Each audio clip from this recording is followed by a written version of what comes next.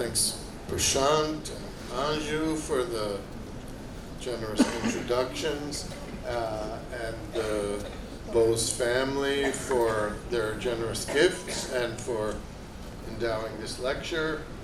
As was hinted, I have a long history with a group of students who were at the University of Rochester in the early 1970s, all emanated from Calcutta and in particular Presidency College. These students were all better students than me.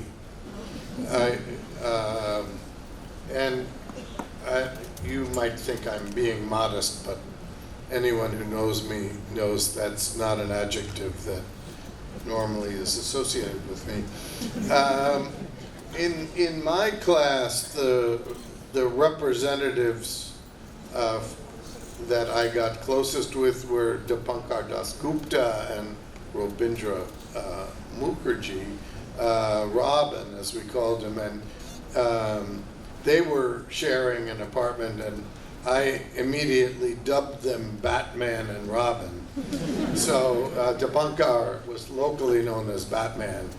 I don't think initially he had any idea who Batman was, but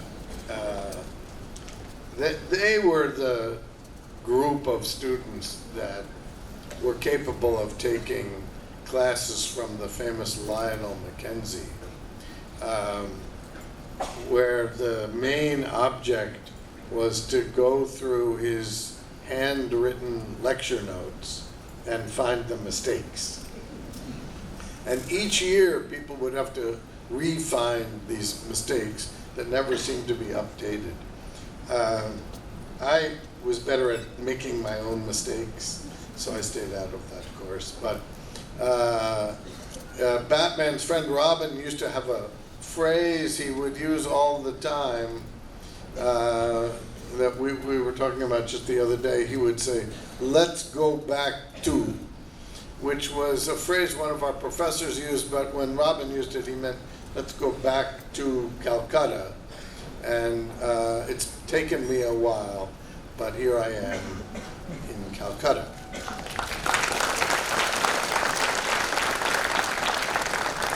So this is a rather pretentious title I've given this talk. And I'm basing it on a song from Bob Dylan, who you may know won the Nobel Literature Prize the year before I was there. I would have been disappointed to not meet him, but he didn't show up.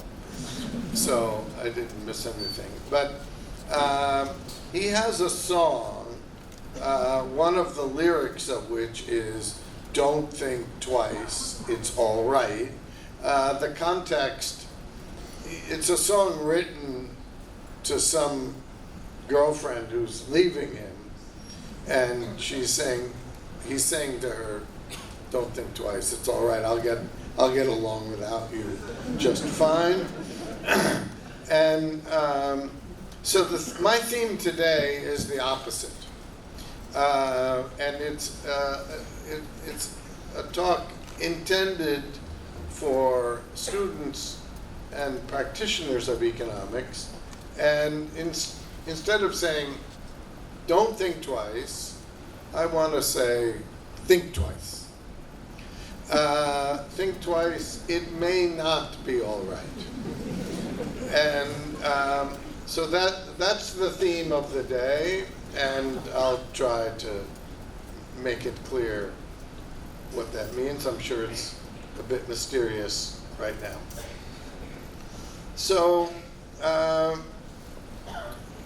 this is, I'm not really good at literature reviews. So here's my history of economics in one slide.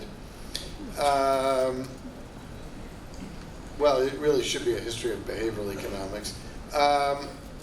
There was a guy called Herbert Simon, a University of Chicago PhD, and he coined two important terms.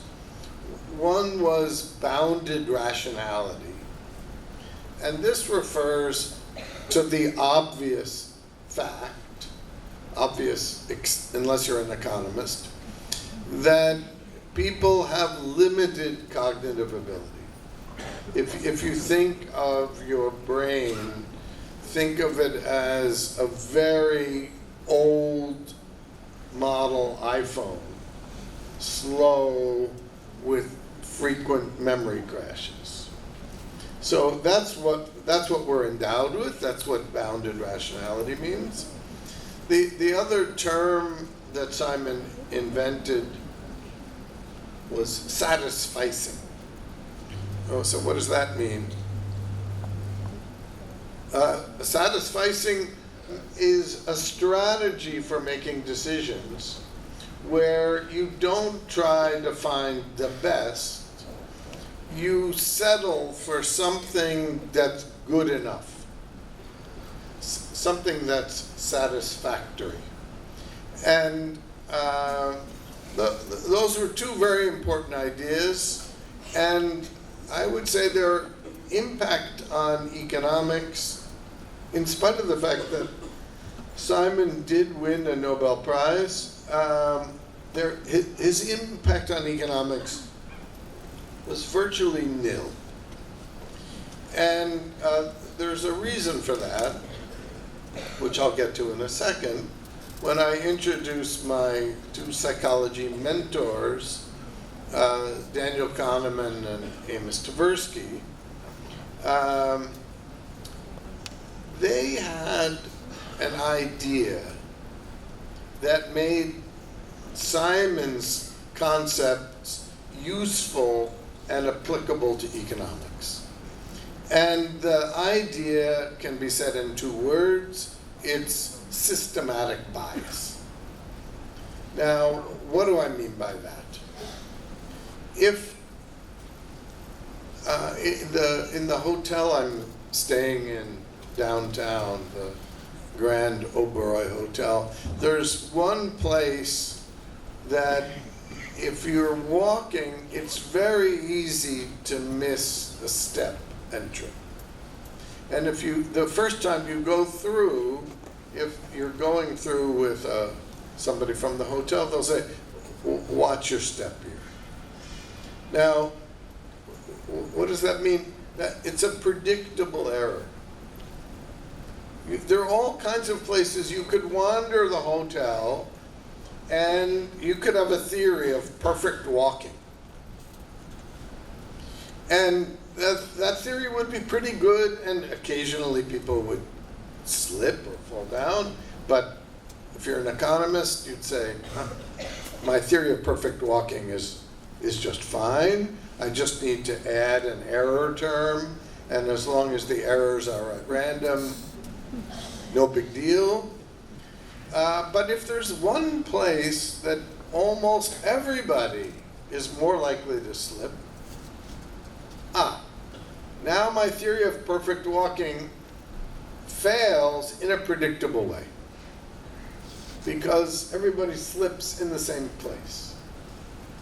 That was Kahneman and Tversky's kernel of an idea that I read about in the mid-1970s, and it changed my life.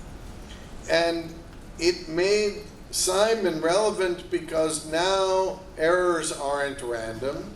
They don't just wash out. They're predictable. So, now I see why you fixed my typos, but not necessarily the order. So this was the history of economics in one slide. Economics did used to be behavioral before these guys came along. If you read Adam Smith, he's a behavioral economist. He talks about self-control. He talks about fairness. especially in the Theory of Moral Sentiments, his first book, but also in The Wealth of Nations. And Keynes, the great economist of the 1930s, one of the great economists of the 20th century, was absolutely a behavioral economist when he talks about things like animal spirits. So what happened, thank God this line is here, then along came the greatest theorists who changed economics forever, the generation that included Paul Samuelson and Kenneth Arrow. And what did they do? They made economics rigorous. And they did that by adding mathematics. Now, that was certainly a noble effort. But in so doing, they also made economics rational. And why did they do that? They did that because of their own bounded rationality. Because if you try to write down a formal model of behavior, the easiest one to do the math is if people are optimizing. Right? Think of any kind of problem. Suppose you're trying to estimate what people will think is the circumference of a circle if you tell them the radius. Well, you might think a good guess would be 2 pi r. Right? That happens to be the right answer. God knows what else you would think as a theory. So solving for the optimal solution is something economists are very good at. And so the two workhorse tools of economics that come out of neoclassical economics, as invented by Samuelson, Solow, Arrow, that whole generation of economists, are optimization and equilibrium. Agents optimize, they do the best they can, they solve problems perfectly, and markets reach equilibrium. Okay? Now, repeat the stuff I jumped ahead to, and we have the history of economics in one slide. Now, in Kahneman's later work, he has a famous book I'm sure many of you have at least held, if not read. The title of Danny's book is Thinking Fast and Slow. And the title refers to his idea that the brain consists of two systems, an old one and a new one. And the old one is fast. That system is the system we employ if someone throws something at you and you either duck or reach up to catch it. You're using system one, the old system, the reptilian system. If you have to calculate the present value of some bond, system one isn't going to be much help. You're going to have to do some thinking. And we call that part system two. That's the reflexive part. If you're trying to decide which college to go to or what subject to study, these are all system two activities. Okay? Now, here's the main point of this talk. Economists do a lot of system one thinking. Meaning They just are used to doing things the way they've always done them. And if you give them a problem, some new problem to solve, how will people do task X? Their instinct is to assume they will do it optimally. So what I'm going to have here today is a list of things that I want economists to think twice about and to use system 2 and say, maybe the usual instinctive method won't work or could be improved. Okay. So, my first thing that I want economists to think about is, if I'm writing down a model of behavior, it could be a model of anything. My one-time colleague Gary Becker was famous for writing down economic models of things like marriage and addiction and suicide. So you can write down economic models of almost anything, and Gary's models were always optimizing models.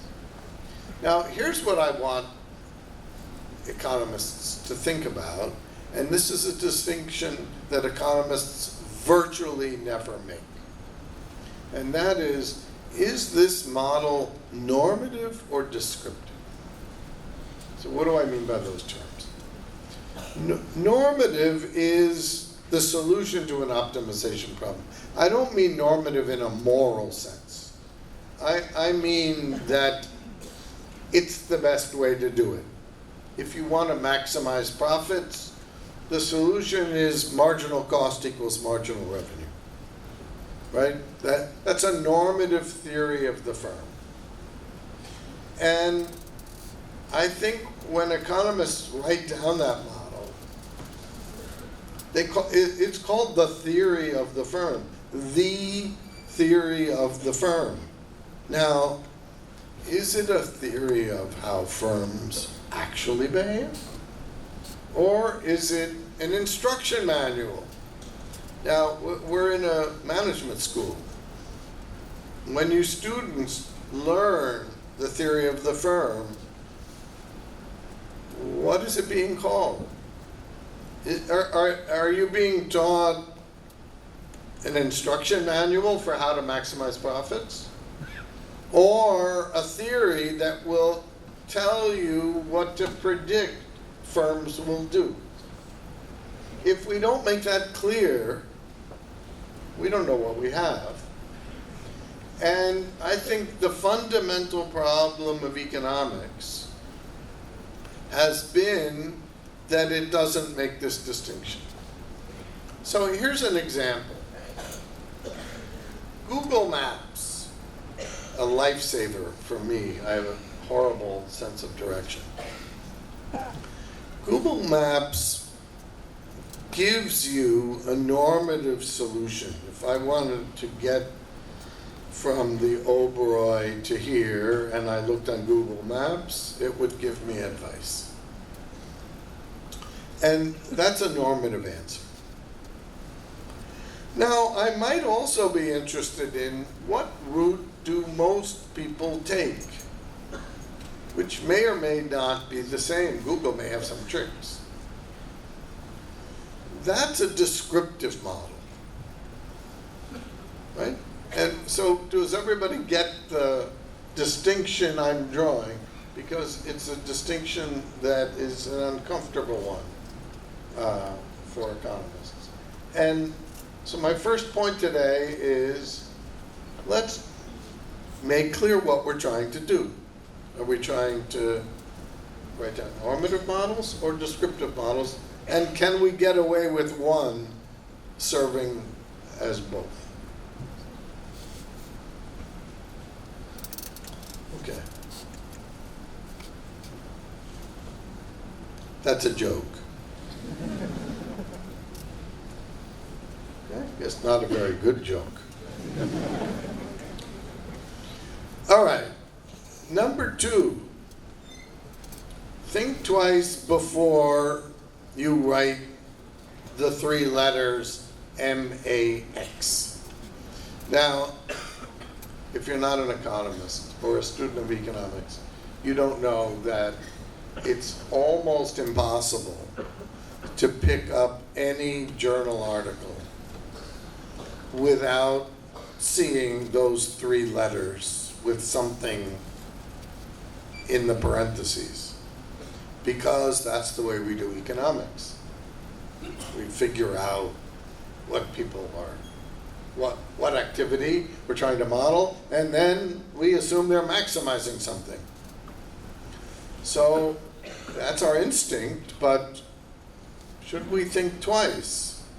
So here are some questions that I think are worth asking.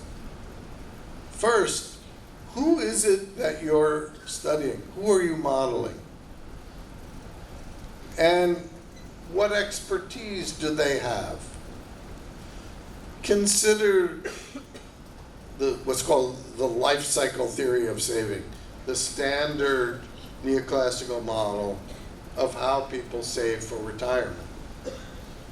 Now, according to this theory, people figure out how much they're going to make over their lifetime.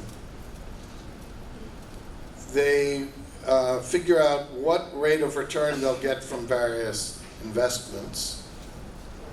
They determine the optimal consumption path over their lifetime. Maybe they want it to be increasing. Maybe they want to have more money when they're retired, maybe less. Right? That's taste. And then they solve. Now, it turns out that's a really hard problem. In fact, I don't know a single economist who claims that he or she has sat down and actually solved that problem for themselves. It's a hard one. Now, if economists find that problem too hard to solve for themselves, what do most people do? So, life cycle theory, is this a theory of economists' behavior? Or a theory of financial advisors' behavior? Or a theory of everybody? Another question worth asking is, the thing we're modeling, how often do we do it? Is it something we do often? Or something we do rarely? Grocery store shopping is something most people do often. And they probably get pretty good at deciding what size containers of various things to buy, depending on how much they use them and at what rate they spoil. There are other things we do less often. Saving for retirement, once, barring reincarnation. Marriage, 2-3 times at most for most people. Are there opportunities for learning? We know from psychology that if there's no feedback, then people don't learn. So if you do something once, that's it. What's the nature of the feedback? Most of us learn to be reasonably competent drivers. Well, not in India. But in other parts of the world, most people are reasonably competent drivers. And why is that? Well, think about when you've learned how to drive. You get lots of practice on how hard to press on the accelerator and the brake.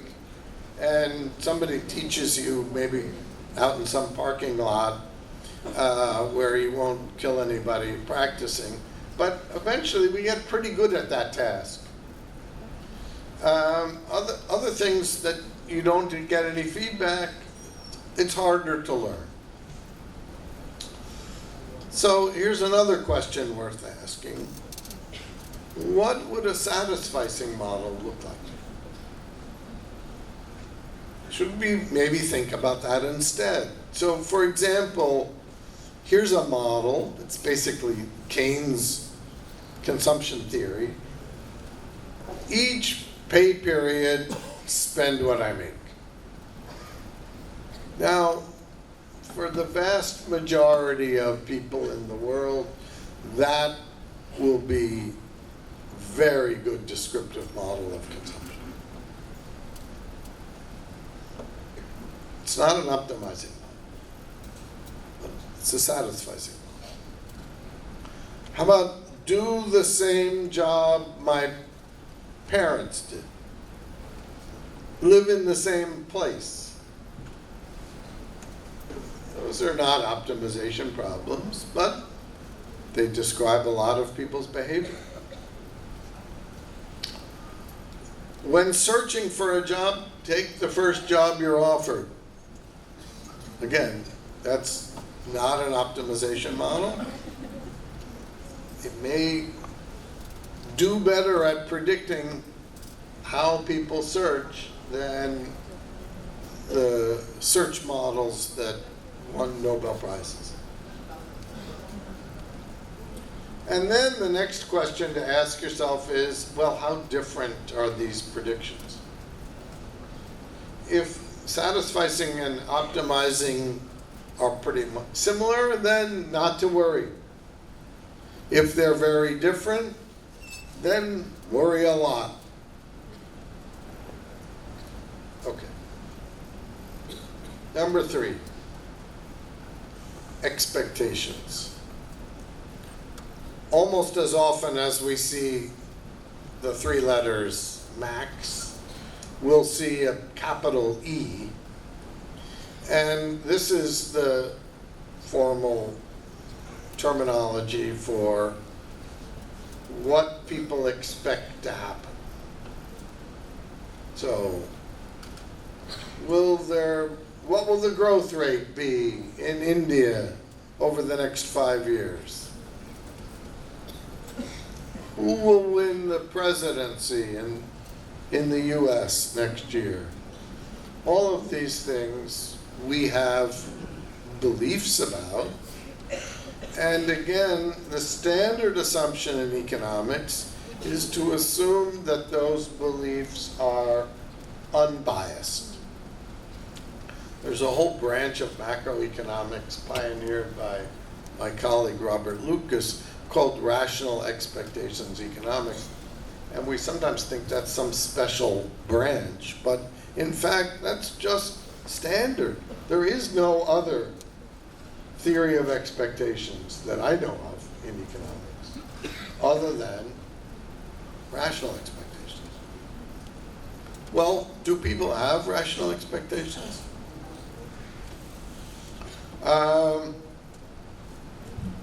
Again, let's think about who it is we're modeling.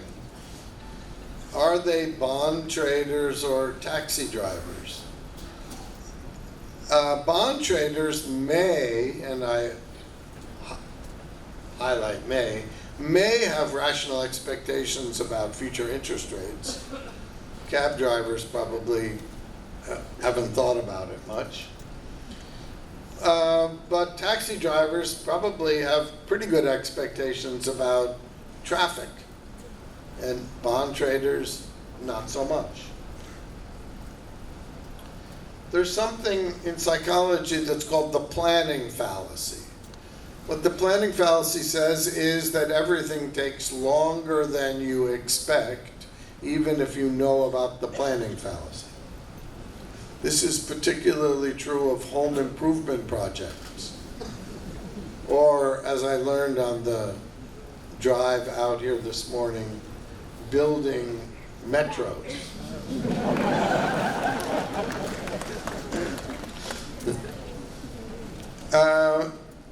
Another departure from rational expectations is that risks that have what Kahneman and Tversky call available, are easier come to mind, are considered to be more likely. Again, this is a departure from rational expectations. So here, so far, I'm just asking questions economists could ask themselves. What do the data look like? Is there any profession that has been shown to have rational expectations? You might think about what your guess would be. It's meteorologists. Now, everybody curses the weatherman, right? Oh, they don't know anything. They are the only ones who know anything.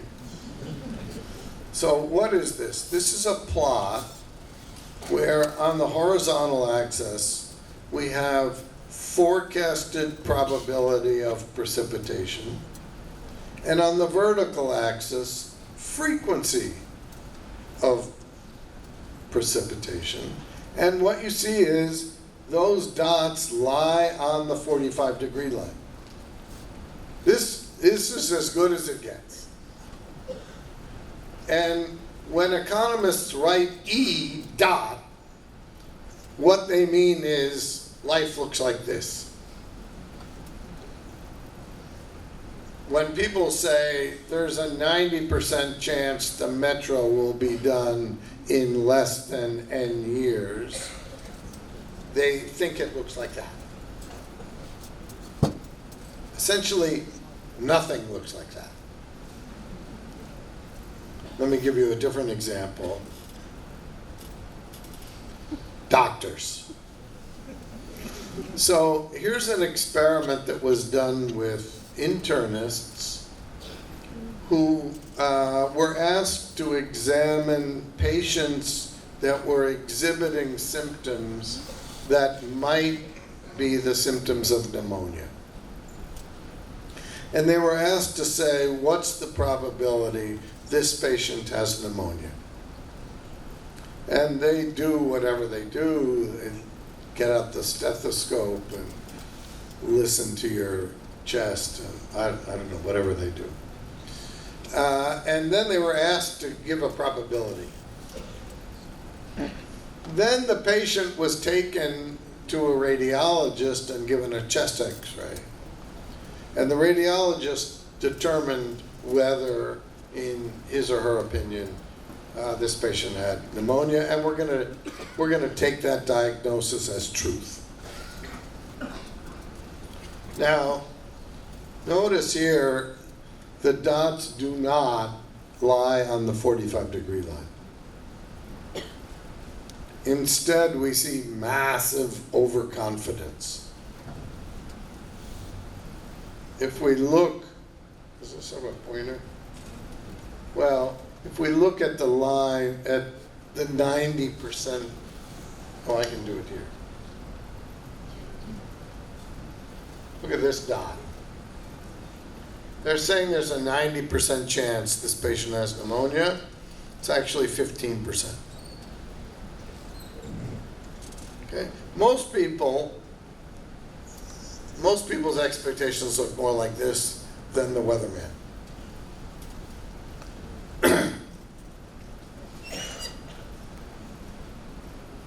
What about managers? Now, I don't have a sample of IIM Calcutta managers, but I do have a sample of the CFOs of large US corporations.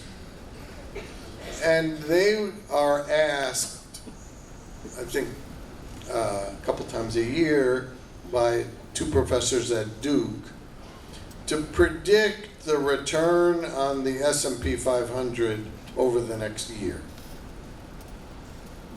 And they're asked not just to give a point estimate, but to give confidence limits, 80% confidence limits.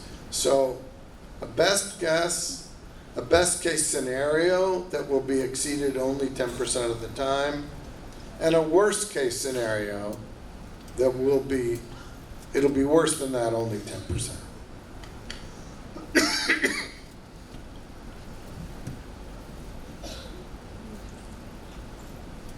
All right, how do they do? If they were rational, then the outcomes would lie between their high and low estimate 80% of the time. How often does that happen? This is a period from 2001 to 2009. So the period leading up and including the financial crisis. And what you can see is their expectations included the actual outcome, not 80% of the time, but 4 times. And most of the time they were hopeless. I mean, look at this period here. They're just hopeless. Now, why is that? This chart is a little hard to digest initially, but it's actually not so bad. The red line, this middle line, is their point estimates. So in this first period, the average forecast rate of return is 7%. And this is a little lower and so forth. The top line is the best case scenario. The bottom line is the worst case scenario. What's the thing to notice about that? How close together they are. Look at this period in the middle. The worst case scenario for 7 years was 0. Right? There was only a 10% chance that the market would have a negative rate of return. And this was a period leading up to a time when the market fell by 50%. No wonder they're overconfident. Their confidence limits are way too narrow. The only time they started to allow for the possibility of negative returns is when the market had already fallen by 50%.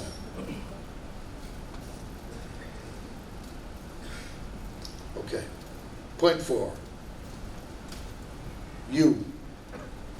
This is another letter that we find in a lot of economics. And economists are kind of overconfident about this because we often think about utility as a tautology. So when we say somebody maximizes utility, many will say, well, that's the definition. And in fact, Samuelson had this phrase of revealed preference. And the assumption is that if I choose coffee over tea, then I prefer coffee over tea. Is that true?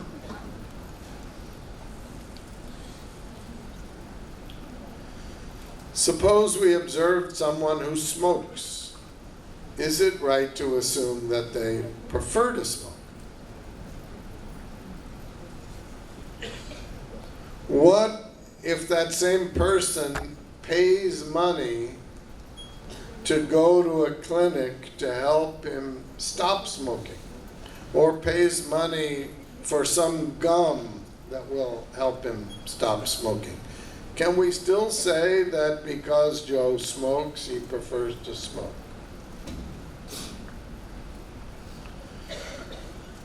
What about somebody who spends a lot of time on social media? Can we confidently say that they're maximizing their utility? What if they then install software on their phone that limits the amount of time that they can spend on social media. Now your head should be exploding a little bit.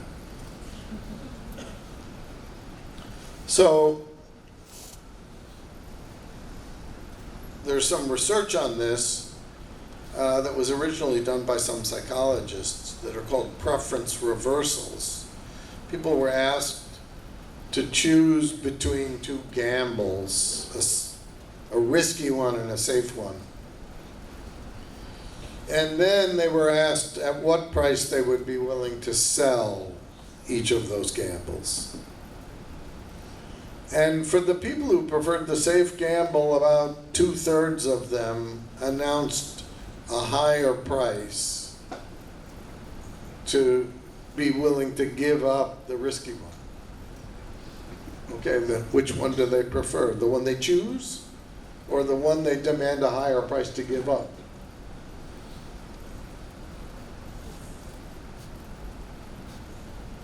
So here's an example of this. Most of the field of health economics assumes, either explicitly or implicitly, that both patients and doctors are making rational choices.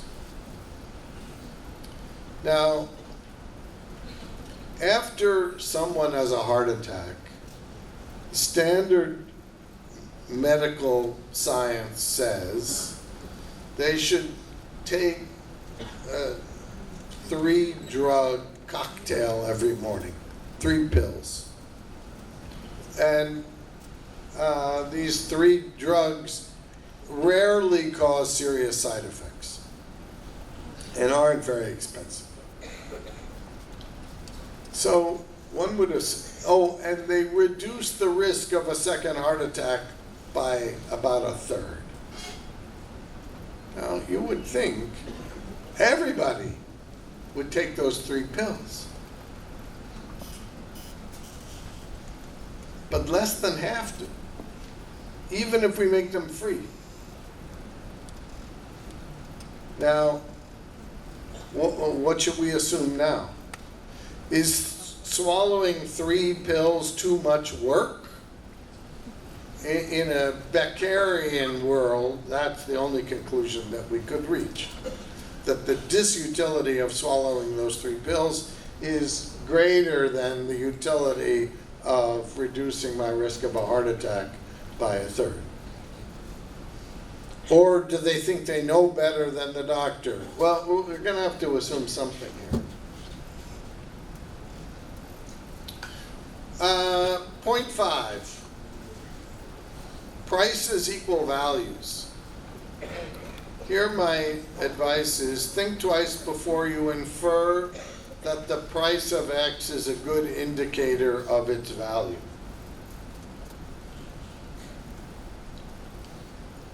This is another attempt at humor. This is a sign, a picture taken in Buenos Aires. In case you don't know, the latter phrase is Spanish for orange juice. Now, some of my economist friends say this is not a violation of the law of one price. This is price discrimination against Americans who are too stupid to know the Spanish for orange juice, although notice that the photographs are identical.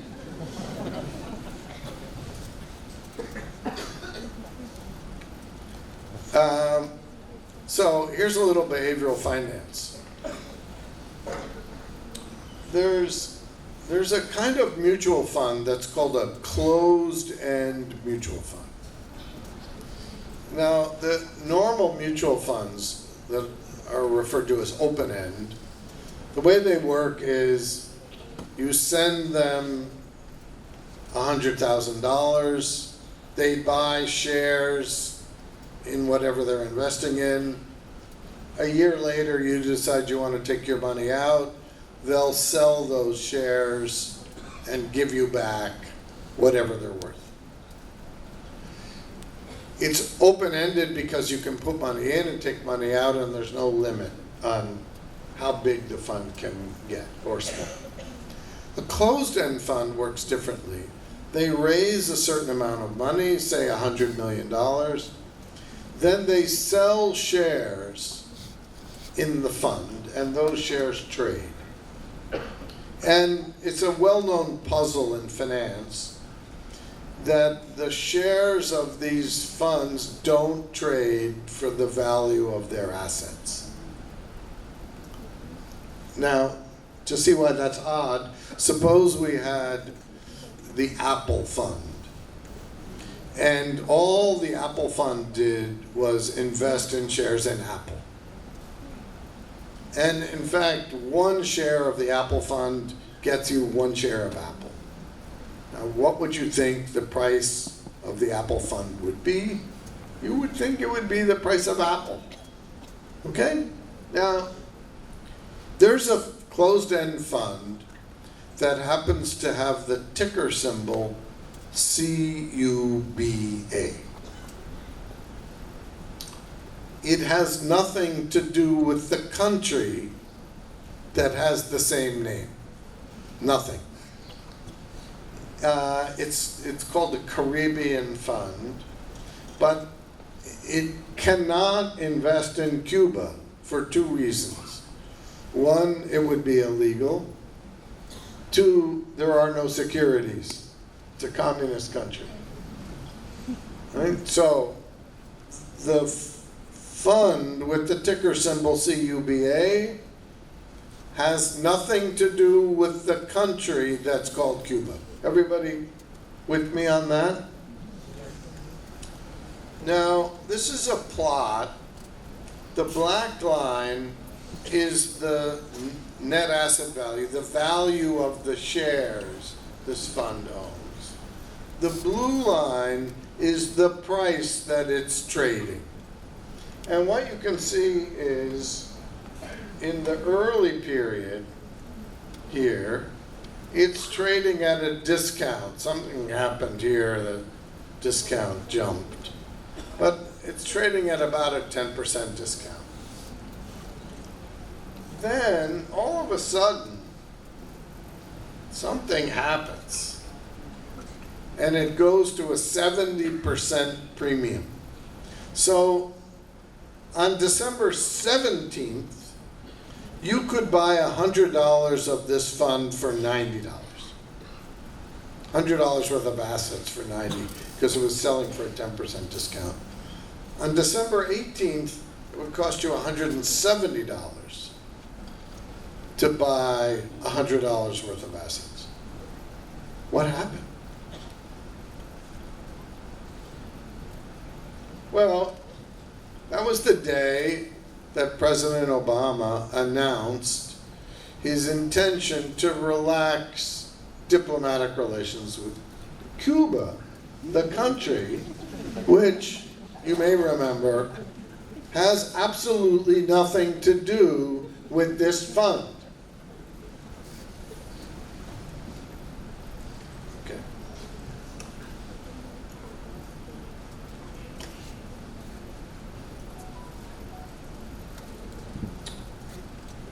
Number 6, competition and consumer welfare.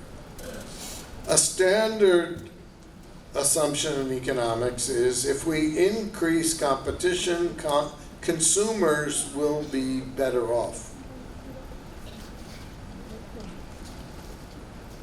Well, in the period leading up to the financial crisis, which was mostly caused by people taking out mortgages they then couldn't afford to pay back, the lenders of these mortgages that were highly competitive. That was an industry almost anybody could enter. Didn't seem to help. There's free entry into the extended warranty business. Now, let me give you a little bit of free advice.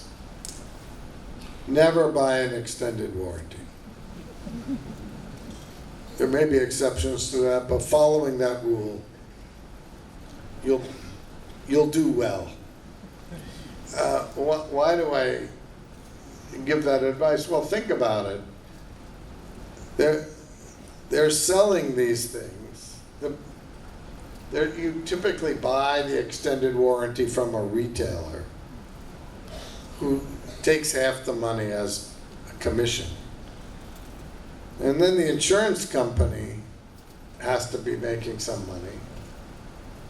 And basically the amount that they're paying out in claims is small compared to the premiums collected. So what would an economist assume? Well, nobody will buy these things. But there's $27 billion a year of extended warranties sold in the US alone.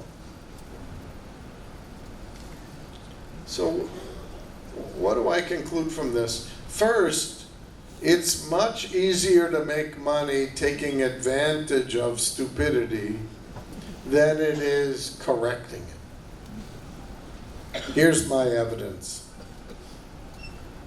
27 billion of extended warranty sold. I wrote one column advising people not to buy them. I made $950. You be the judge. And here's a slightly subtle point, which is adding more competition makes consumer welfare go up. Well, the extent it does depends on the sophistication of the consumers. That is, Amazon sells millions and millions of books. That in and of itself doesn't mean that we read better books. We only are made better off by having such vast choices if somehow we're good at picking which books to buy. Either because we know something, or in the case of Amazon, they're very good at what I call choice architecture.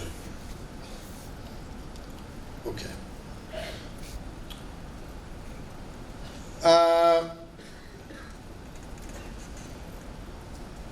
I was joking with some of the PhD students earlier today that macroeconomics is microeconomics with summation signs.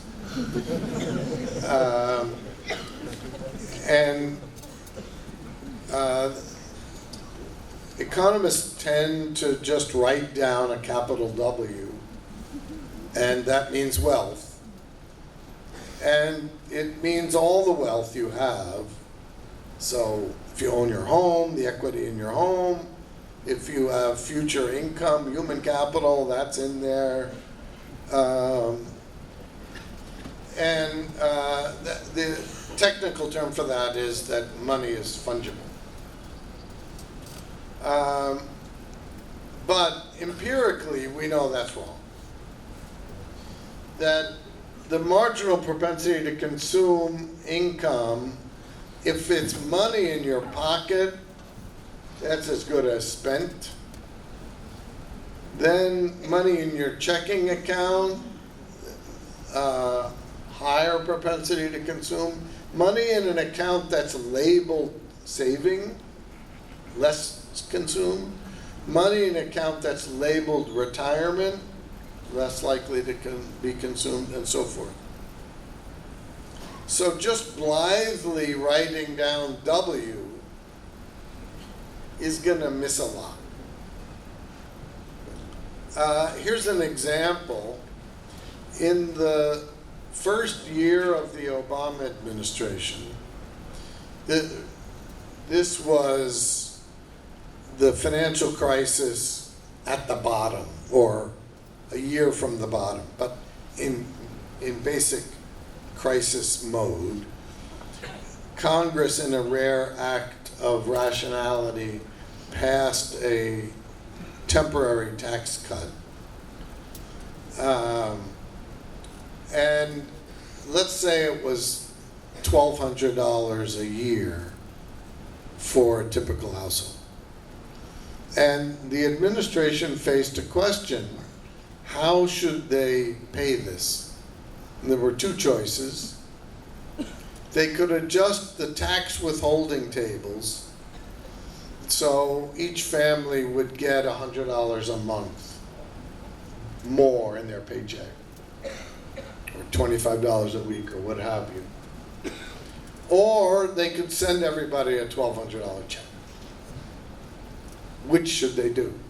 Well, if we're rational economists, we'd say it doesn't matter. People are rational. But it probably matters. And here, economic theory would give you very little to go on. This would be one of the things I call a supposedly irrelevant factor. So what did they do? They decided to just adjust the withholding tables and pay it out slowly. The reasoning was, and this is what I would have done as well, the reasoning is that if people get a lump, they're more likely to save it. Whereas, remember earlier I mentioned the satisficing consumption rule of spend your paycheck. If people are just spending their paycheck and we increase the paycheck, they'll just spend more and they won't notice it. So I think Obama made the right economics decision, but probably the wrong political decision. And the reason I say that is, the economics I think was right because they wanted a stimulus. The politics was wrong because nobody noticed it. If your paycheck goes up a small amount, nobody notices.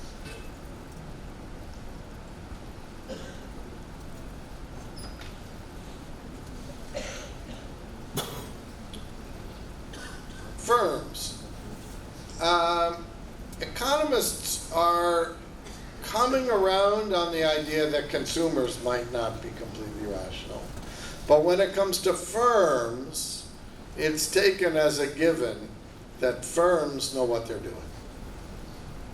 And the argument is, well, if they weren't optimizing, then they would go out of business. Because what? The what is what in my book, Misbehaving, I call the invisible hand wave. Because, and I call it a hand wave because there's no way to finish that sentence keeping both hands in your pocket. It has never been done. If somebody wants to try later in the Q&A, go ahead. But let me ask you, do the firms you deal with on a daily basis look like they're optimizing? Really? The ones that I deal with don't. Second point, there are firms that have been horrible forever and they're still around. In the US, I would point to General Motors, which has been making terrible cars for 100 years. And they're still one of the largest automobile companies in the world.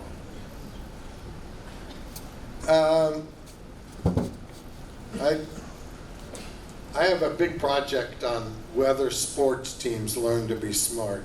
I have no cricket examples though, so I'll briefly mention one example. In basketball, they introduced a three-point shot about 30 years ago. Other shots are worth 2 points, but if you take a shot from behind the three-point line, you get 3 points. Teams make about half their shots inside the three-point line. And good shooters make about 40% of their three-point shots. Now, I've done the high-powered math, and as far as I can tell, 0.4 times 3 is greater than 0.5 times 2. So you'd think teams would take a lot of three-point shots, which they do now, but for the first 25 years or so, they just didn't. So the project I have is looking at a whole bunch of these examples where we kind of know what the right answer is and look at how long it takes professional teams to figure it out. And the answer is decades. Mergers and acquisitions, that's big money. Do firms get that right? Not so much. It's really good to be acquired, and it's not so good to acquire. And why do firms buy other firms if they don't make money? CEO overconfidence is a leading explanation. Can we test this? Well, here are 3 measures of CEO hubris. For every positive article about the acquiring CEO in the Wall Street Journal or Business Week, the price goes up by 4.8%. So some advice, if your firm is ever a target, plant complimentary articles about the CEO of the acquiring company. Your price will go up.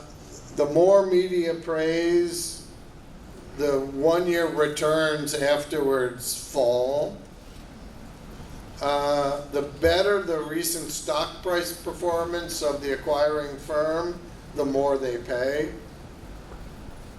And the higher the ratio of the CEO salary is to the number 2 person, the more they pay.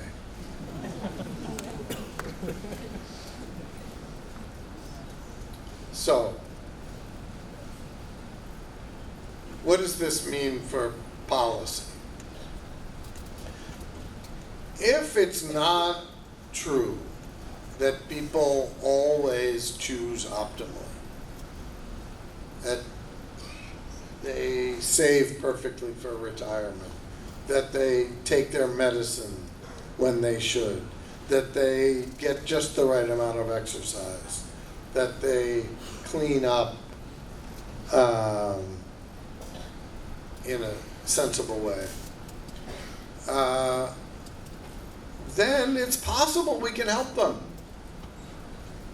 So the sort of old Chicago school that we think about with respect to people like Milton Friedman, free to choose, that argument was based on the idea that people choose optimally. If they don't, then it's possible you can help them.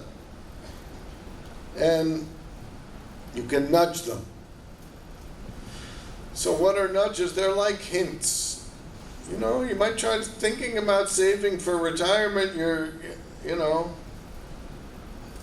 getting a little older. That's a hint. My favorite example of a nudge is GPS. GPS, you choose the destination. Nudging is not telling you what to do. Nudging is helping you get there. So if I was coming here, I'd plug in IIM. I'd pick it. It gives me a suggested route. If I see something interesting along the way, I can stop. Google Maps never complains. So the kinds of policy recommendations that my colleague Cass Sunstein and I make are of this sort. We call them nudges. I'm running on, so I'm gonna skip this and end, so we have time for Q&A. The distinction between normative and descriptive models has to be made clear. We can't use one tool to do both. But once the basic ideas of behavioral economics are accepted, then the field should disappear. I'm hoping in 50 years not to be here, but that I hope my field also doesn't exist, because economics has just become as behavioral as it needs to be. And the approaches to any policy problem can be improved by incorporating some insights into human nature. And to the students out there, there's all kinds of branches of economics that have been uninvaded by behavioral economists. Go out, have fun, and make contributions. Thanks very much for having me.